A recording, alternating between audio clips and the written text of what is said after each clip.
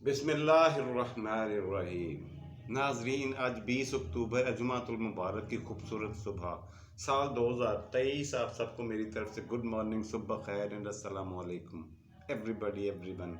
कैसे हैं आप सब लोग? खुश व खुर्रम हैं, खैरियत से हैं? अल्लाह सुब्हानहू तआला से हमेशा की तरह दुआ है कि आप जहाँ भी हों अपने अहले खाना के साथ खुश व खुर्रम भी हों और महफूज भी।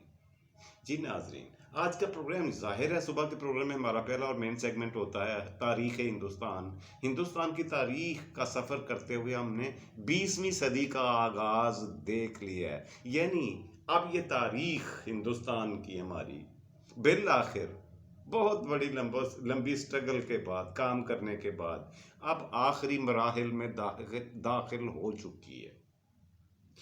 1 मिनट के लिए मैं आपको यहाँ पे आपको रुकने की जहमत दूंगा। पता है क्यों?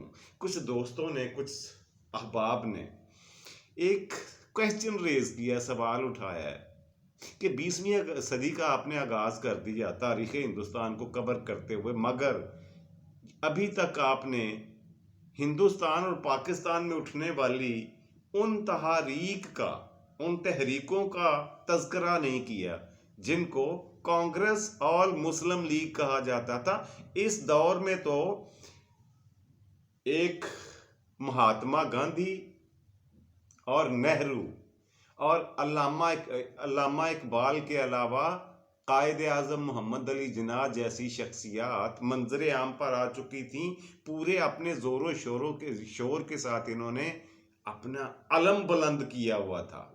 हिंदुस्तान के मुसलमानों के लिए आवाज़ बनकर उभरे हुए थे। उनका तज़किरा आपने, सवाल उनका वैलिड है, माकूल है, मगर मेरी दरख्वास्त भी सुन लीजिए इसके जवाब के तौर पर। बात यह है कि मैं पहले भी आपकी खिदमत में अर्ज़ कर चुका हूँ कि मैं ये वीलॉग्स, ये वीडियोस आपके लिए बना रहा हूँ जिसका ताल्लुक सिर्फ और सिर्फ हिंदुस्तान की तारीख से है।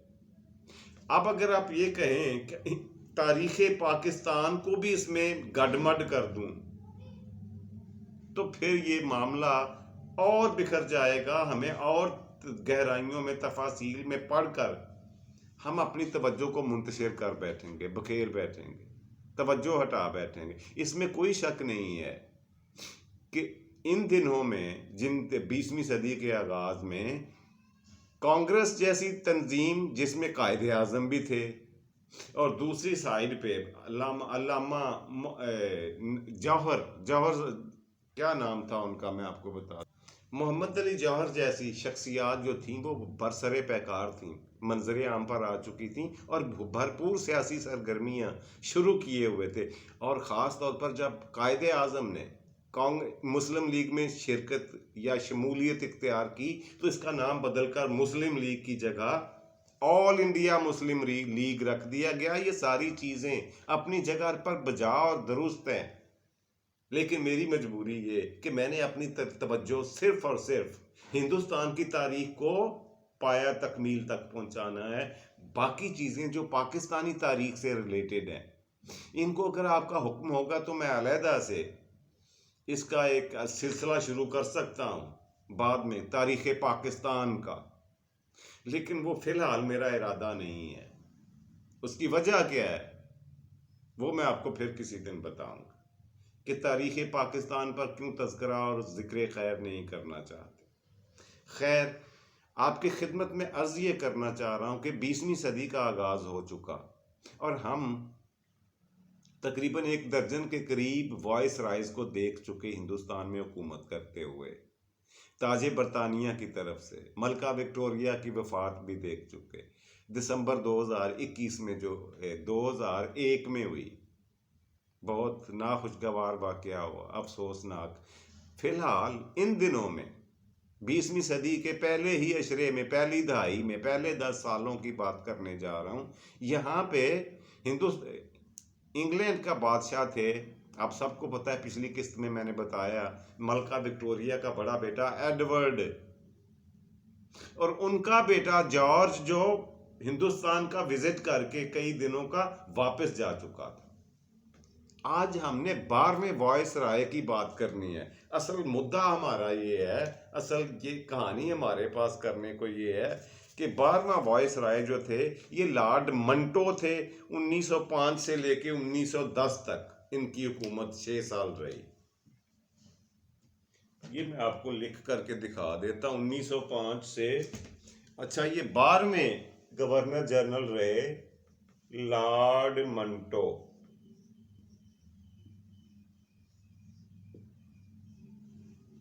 ये 1905 में आए। 1905 में इनकी हुकूमत शुरू हुई और 1910 तक रही। तकरीबन 6 साल का अरसा लॉर्ड मंटो ने बतौर हिंदुस्तान का 12वां वायसराय हिंदुस्तान पर हुकूमत की। इसके दौर में क्या खास वाकयात और बातें हुई वो आज के प्रोग्राम में ज्यादा अहमियत की हामिल है। हुआ क्या था, एक तो मैंने आपको, एक तो पस मंजर था हमारे पास अफगानिस्तान का।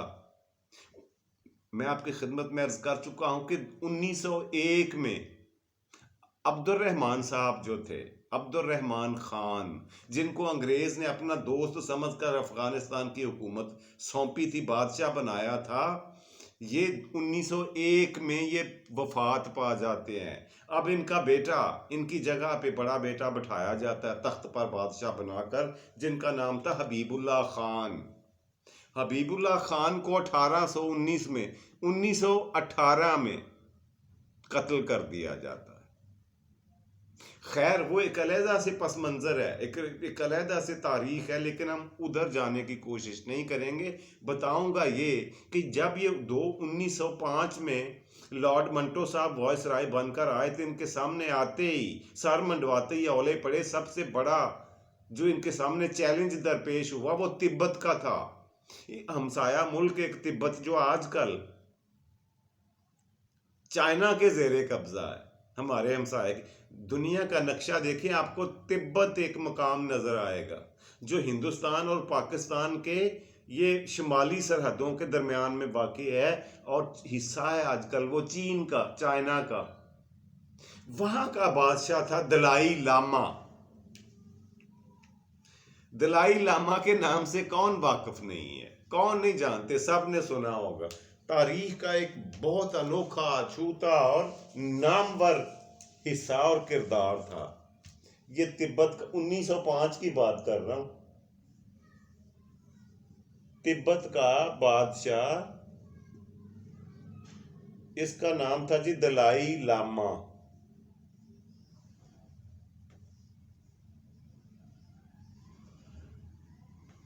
ये रहा तिब्बत का बादशाह 2005 में जो था वो था दलाई लामा। इसने क्या किया, इसने, इसे पता नहीं बैठे बैठे क्या सूझी कि इसने अंग्रेज ताजरों का रास्ता रोकना शुरू कर दिया, यानी अंग्रेजों की तजारत के लिए रोड़े अटकाना शुरू कर दिया अचानक। इसके पसे पर्दा हकायक क्या थे, मंजर के पीछे वजूहात क्या थी, उसकी तफसील में हम नहीं जाते, लेकिन ये बता दूं कि इसने जानबूझकर अंग्रेज ताजरों को उनका रास्ता रोका, उनके लिए टैक्सेस और महसूल बढ़ा दिए, उनको राहदारी देने से इनकार कर दिया, और अपनी मदद इमदाद के लिए रूसियों को दरखास्त कर दी। रूस से ये रिक्वेस्ट कर दी, रिटर्न रिक्वेस्ट लिखकर खत लिख दिया कि आप मेरी हिफाजत करें, अंग्रेज मुझे खा जाएंगे। अभी रूस ने तो क्या आना था, मंटो ने, लॉर्ड मंटो वाइस राय 12वां हिंदुस्तान में मौजूद था, इसने फौरी तौर पर एक छोटी सी ब्रिगेड भेजी फौज की, किधर, तिब्बत की तरफ, कि जरा जाके दलाई लामा साहब को पूछ के आए कि आपको क्या बीमारी हो गई है, तबीयत अचानक कैसे नासाज हो गई है। खैर जैसे ये तिब्बत में एंटर हुए अंग्रेज फौजी और दलाई लामा साहब, तिब्बत को छोड़कर भागने में कामयाब हो गए, फरार हो गए वहां से। वहां पर फिर अंग्रेज फौज ने अपने वॉयसराय की मदद से, इसकी कंसल्टेशन के बाद, मशवरा करने के बाद, अपनी मर्जी का एक बादशाह मुकर्रर किया तिब्बत का, और उससे कड़ी शराइत लिखवा के लाए कि आइंदा के बाद तुम जो भी नया कदम या इकदाम करोगे वो वॉयसराय की मंजूरी के बाद करोगे। पहले मंजूरी लोगे, फिर वो इकदाम, वो काम करोगे। चाहे वो किसी भी किस्म का हो। और दूसरा ये कि किसी भी ऐसी सरगर्मी में मुलव्वस नहीं होगे जो ताजे बरतानिया या ईस्ट इंडिया कंपनी या अंग्रेज हुकूमत ताजरों के मुखालिफ हो। लिख कर दो हमें। और अगर तुमने ऐसा किया तो तुम्हारी सजा भी वही होगी जो दलाई लामा की हुई है, उसे तख्त छोड़कर भाग जाना पड़ा, लेकिन तुम्हें हम भागने भी नहीं देंगे। खैर ये ऐसा ही हुआ जी। फौरी तौर पर कब्जा हो गया, अंग्रेज फौज वहां से फातह बनकर लौटी हिंदुस्तान में। अगले ही साल क्या वाकया होता है यहाँ पर?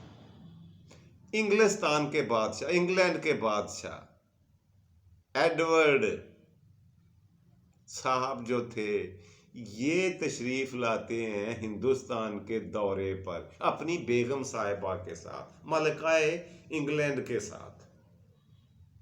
ये आ गए इंग्लैंड के हिंदुस्तान के दौरे पे।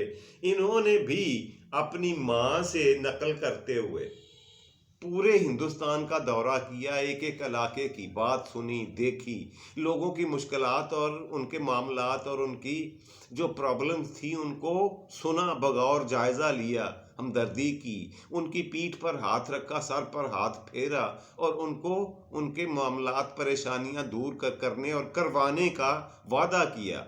और फौरी तौर पर वायसराय को यानी लॉर्ड मंटो को अहकामात भी दिए कि मैं जो जो कुछ कह रहा हूं इस पर अमल दरामद फौरी होना चाहिए। हिंदुस्तान में किसी हिंदुस्तानी को कोई तंगी तकलीफ नहीं होनी चाहिए। और आइंदा के बाद जो भी सिविल सर्विस में ऑफिसर आएगा उसमें ये कोई शक नहीं होगी कि इसकी नस्ल कौन सी है, ये शहरी कहाँ का है, इसका रंग क्या है, इसका मजहब क्या है। ये ऐलान हुआ दूसरा। और नंबर 3, लॉर्ड साहब इसने एडवर्ड साहब ने, इंग्लैंड के बादशाह ने दिल्ली के मौका, दिल्ली उस वक्त इसका नाम था नाजरीन, दिल्ली तो अब बना है ना, उस वक्त इसका नाम था दिल्ली। नोट कर लें, ये भी अहम चीज है। ये असल में उस वक्त इसका नाम था इस शहर का। आपको नजर आ रहा होगा मेरे ख्याल से, दिल्ली। इसका नाम अब दिल्ली बन गया, बल्कि अब तो न्यू दिल्ली बन गया हुआ है आजकल। खैर, दिल्ली के मुकाम पर जी क्या हुआ कि इन्होंने कट रख लिया, हिंदुस्तान में ढिढोरा पीटा गया, ऐलान करवाया गया तमाम रियासतों के, तमाम ममालिक के, हिंदुस्तान में जितने भी मुल्क थे सब के वजीरों, सफ़ीरों, राजाओं, नवाबों और बादशाहों ने उस कट में, उस गैदरिंग में, उस जलसे में शिरकत करना अपने लिए एजाज समझा कि वो कम अज़ कम अपनी आंखों में, जीते जागते अपनी आंखों से इंग्लैंड के बादशाह का दीदार और ज़ियारत कर सकें। ये था जोशो खरोश, ये थी वजह कि तमाम राजा महाराजा, तमाम सरदार, तमाम नवाब, पूरे हिंदुस्तान की रियासतों के, मुल्कों के बादशाह सारे के सारे इकट्ठे हो जाते हैं एक झंडे के नीचे। और वो झंडा था ताजे बरतानिया यानी किंग एडवर्ड का।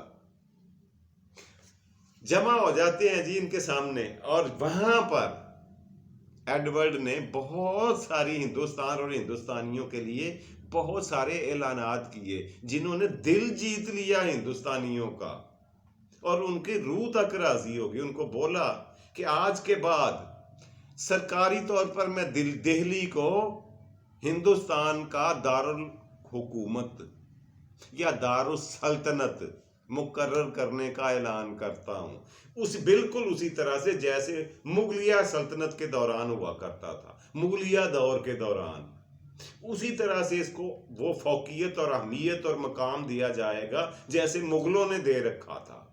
और दिल्ली को ही तमाम सियासी और माली सरगर्मियों का महवर बनाने का ऐलान करता हूं। यहीं पे वायसराय पक्का और पांव टिका कर बैठेगा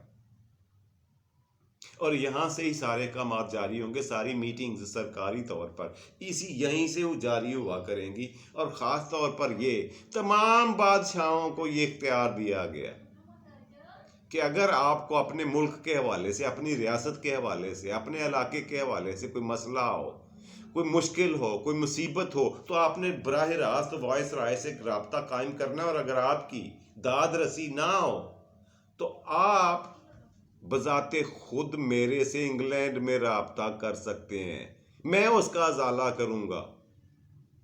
अब इस तरह के ऐलानात जब उन्होंने किए, और फिर इनका ट्रैक रिकॉर्ड अच्छा था अंग्रेज का, खास तौर पर मलका विक्टोरिया के बेटा होने की हैसियत से।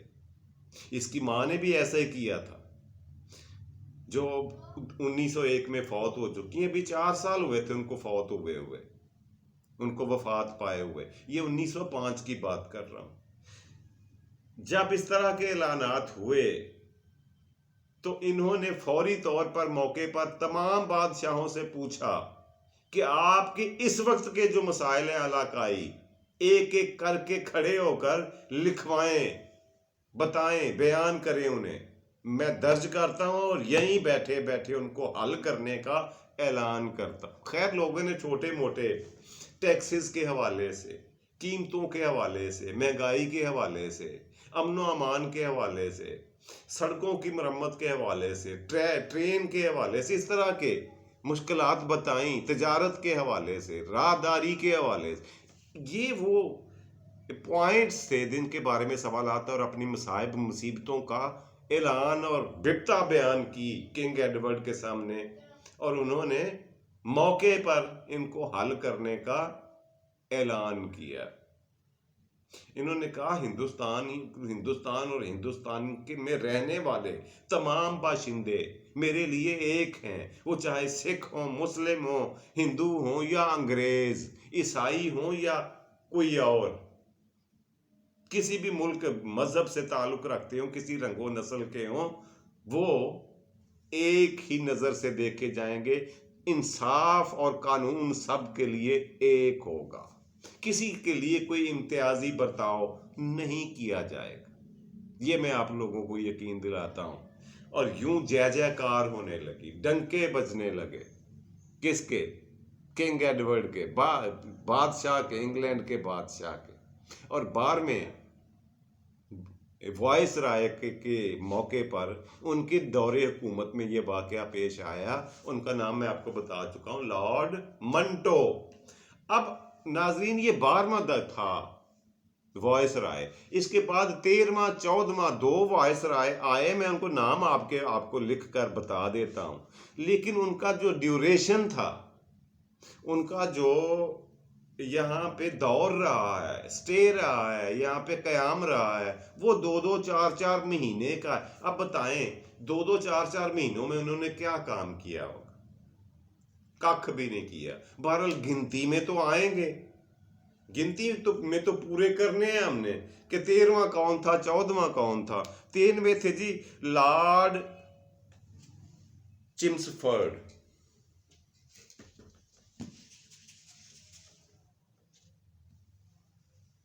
13वें वॉइस राय लॉर्ड चिम्सफर्ड।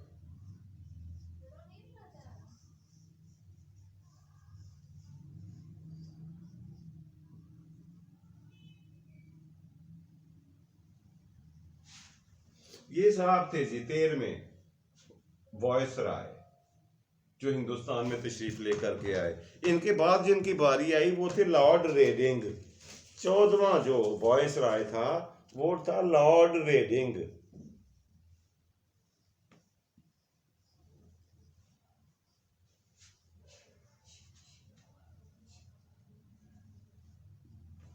ये थे 14वां वॉइस राय लॉर्ड रेडिंग। अब इन दोनों का जो दौरानिया था हुकूमत करने का, वो चंद महीनों का था।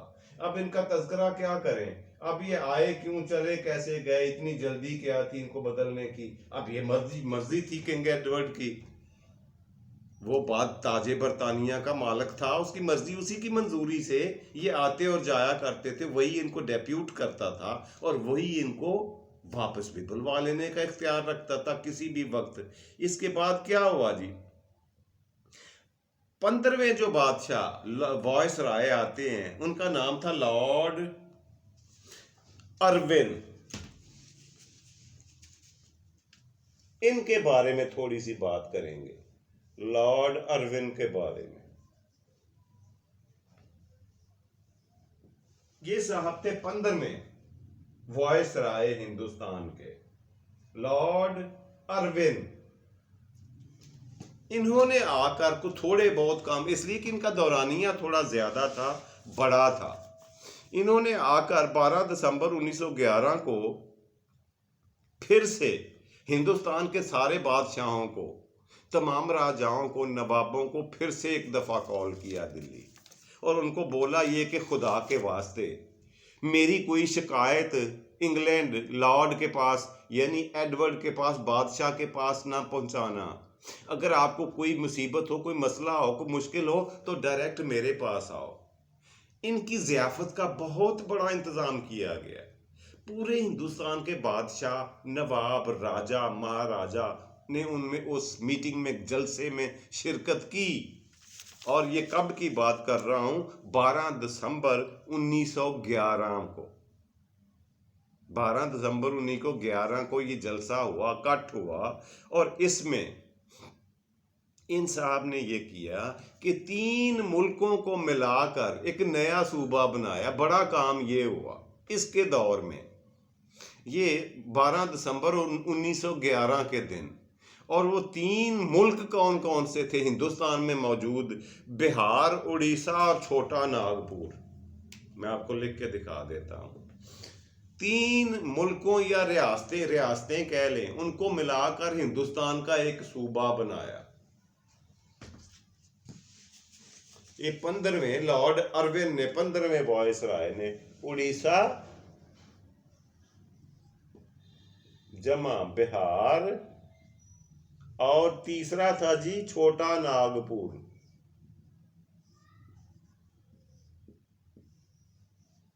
ये 3 मुल्क थे बकायदा, अलहदा अलहदा। इनको मिलाकर हिंदुस्तान का एक सूबा, 3 मुल्कों को इकट्ठा करके इनका एक सूबा बना दिया गया। और सूबे का जो दारुल हुकूमत था वो आप सुनकर हैरान होंगे कि इसका दारुल हुकूमत था पटना। अब पटना वो तारीखी मकाम और शहर है, अब भी है, जो तकरीबन हजरत ईसा अलैहिस्सलाम से भी 3000 साल पहले यहाँ पे चंद्रगुप्त मौर्य की हुकूमत हुआ करती थी। ये दारुल हुकूमत था हिंदुस्तान का, पटना। लिख के दिखाता हूं आपको। ये बड़ी अहमियत है इस मकाम की, इस शहर की। ये पटना इसका नाम है, और ये 3000 साल कबल मसीह, हजरत ईसा अलैहिस्सलाम से 3000 साल कबल यहाँ पे हुकूमत कर रहा था चंद्रगुप्त मौर्य। ये जल्दी से नोट फरमा लें। ये जो पटना का मकाम था, शहर था, इसको दारुल हुकूमत बनाया गया नए सूबे का, और यूं एक तारीख को जिंदा किया गया, एक हिंदुस्तान की एक रवायत को, एक पुरानी याद को ताज़ा किया गया, और बहुत रुतबा, मर्तबा और मकाम दोबारा से पटना को हासिल हुआ कि ये 3 बहुत बड़ी रियासतों, मुल्कों को मिलाकर हिंदुस्तान का एक नया सूबा बना, और पटना इसका बना दारुल हुकूमत। ये 12 दिसंबर 1911 की बात है जी। उसके बाद ये क्या हुआ जी, चंद्रगुप्त मौर्य के बारे में अगर आप जानना चाहें तफसील के साथ, तो आपको तारीख़ हिंदुस्तान की मेरे वीलॉग्स जितने बने हुए हैं, जितने आपके पास मौजूद हैं, इनके बहुत शुरुआत में जाना पड़ेगा, यानी तकरीबन 200 किस्तें पहले। अब तो हम 225 किस्तें कवर कर चुके हैं। एपिसोड मेरे ख्याल से आज 225 रिकॉर्ड हो रही है। ये आपको पहली 10 किस्तों को देखना पड़ेगा, वहाँ पे इसका तज़किरा मिल जाएगा आपको। तफसील के साथ मैंने बता दिया था कि चंद्रगुप्त मौर्य कौन था, इसका नाम ये क्यों था, और ये इसका हुकूमत क्या थी और हुकूमत की कारकर्दगी क्या थी, इसके बारे में जो मुझे थोड़ा बहुत पता था और है, वो यहाँ पे मैं रिपीट इसलिए नहीं कर सकता कि वो मतमा नज़र नहीं है, मेरा वो गोल, मेरा मकसद नहीं है, वो मैं पहले बयान कर चुका। अगर आप देखना चाहें, शौक हो किसी को, तो बहुत पीछे जाके, यानी तकरीबन 200 किस्तें पीछे जाके मुलाहिजा फरमा लें। जी नाज़रीन, इसके बाद जो ख़ास काम होना था, आखिरी दिनों पे, आखिरी लम्हों पे पहुंची हुई है तारीख़ हिंदुस्तान। इंशाअल्लाह अज़ीज़ अगली किस्त में हम आपको से तज़किरा करेंगे पहली जंगे अजीम का, कि उस दौरान हिंदुस्तान के अंदरूनी, बैरूनी और ज़मीनी वाक़यात और हालात क्या थे। 1914 से लेके 1918 तक जारी रहने वाली ये आलमी जंग, जिसे कहा जाता है वर्ल्ड वॉर 1, 1914 में शुरू हुई होती है और 18 तक जारी रहती है। इस दौरान हिंदुस्तान में क्या कुछ हुआ, इसके ज़मीनी मारूजी और दाखिली खारजी हालात क्या थे, अंदरूनी और बैरूनी वाक़यात थे, इंशाअल्लाह इख्तिसार के साथ आपकी खिदमत में अगली किस्त में, अगले प्रोग्राम में, अगले वीलॉग में पेश करूँगा। आज के प्रोग्राम का पहला सेगमेंट यहीं पे क्लोज करने की इजाज़त दीजिए। बढ़ते हैं आज के प्रोग्राम के दूसरे और आपके फेवरेट सेगमेंट की तरफ, और वो होता है आज का लफ्ज़। जी नाजरीन, आज का लफ्ज़ जो आपकी खिदमत में पेश करने जा रहा हूँ वो है पल पड़ना। एक मुहावरा है पल पड़ना, मैं आपको लिख के दिखा दूं। उर्दू का एक मुहावरा, पल पड़ना।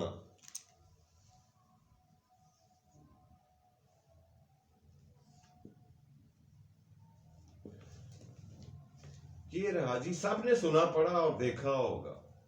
पल पड़ना यानी किसी चीज के ऊपर हमला कर देना, अचानक टूट पड़ना, चाहे वो खाना ही क्यों ना हो। अचानक बहुत सारे लोग खाने के ऊपर टूट कर पड़ जाएं तो उसे कहते हैं कि ये लोग तो खाने पर पल पड़े हैं। ये इसका मतलब ये होता है। गुजारिश ये करनी थी कि ये खालिस्तान उर्दू का और हिंदी का और संस्कृत का मुहावरा है, और ये पल पढ़ना लफ्ज नहीं है, पेल पढ़ना लफ्ज है।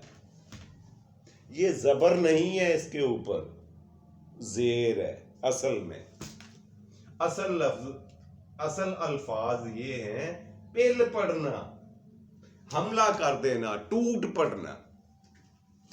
जी नाजरीन, उम्मीद है आपको आज का लफ्ज़ भी अच्छा लगा होगा। बढ़ते आज के प्रोग्राम के तीसरे आखिरी मज़ेदार और आपके फेवरेट सेगमेंट की तरफ, और वो रोज़ाना की तरह होता है आज की बात। आज की बात आपकी खिदमत में पेश करता हूँ साईं। गुजारिश ये है कि हर किसी के चेहरे पर सजी हुई मुस्कुराहट और खुशी के पीछे छुपे हुए गम को नहीं जान सकता, दर्द को नहीं पहचान सकता। हर कोई हर किसी की खामोशी के पीछे छुपी हुई वजह के बारे में इल्म नहीं रख सकता। हर कोई किसी के चेहरे पे सजी मुस्कुराहट को के पीछे छुपा हुआ गम नहीं जान सकता, और कोई हर किसी के गुस्से के पीछे, हर किसी के गुस्से के पीछे छुपे हुए प्यार को नहीं पहचान सकता।